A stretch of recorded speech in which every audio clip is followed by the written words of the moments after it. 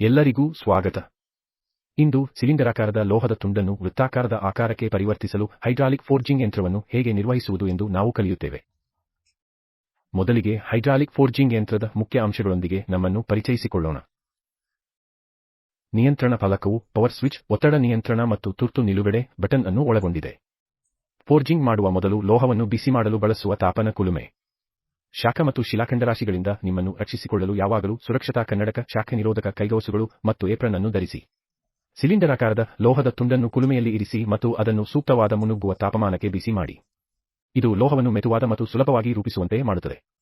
ಇಕ್ಕುಳಗಳನ್ನು ಬಳಸಿ ಕುಲುಮೆಯಿಂದ ಬಿಸಿಯಾದ ಲೋಹವನ್ನು ಎಚ್ಚರಿಕೆಯಿಂದ ತೆಗೆದುಹಾಕಿ ಮತ್ತು ಅದನ್ನು ಕೆಳಭಾಗದ ಡೈ ಮೇಲೆ ಇರಿಸಿ. ಫೋರ್ಜಿಂಗ್ ಪ್ರಕ್ರಿಯೆಯನ್ನು ಪ್ರಾರಂಭಿಸಲು ಸೈಕಲ್ ಸ್ಟಾರ್ಟ್ ಬಟನ್ ಅನ್ನು ಒತ್ತಿರಿ.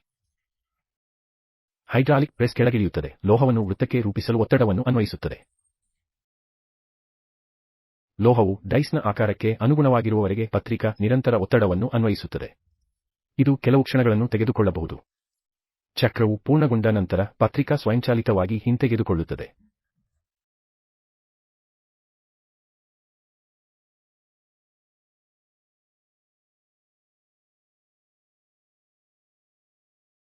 ಯಂತ್ರವನ್ನು ಆಫ್ ಮಾಡಿ ಮತ್ತು ಇಕ್ಕುಳಗಳನ್ನು ಬಳಸಿ ಖೋಟಾ ವೃತ್ತಾಕಾರದ ತುಂಡನ್ನು ಎಚ್ಚರಿಕೆಯಿಂದ ತೆಗೆದುಹಾಕಿ.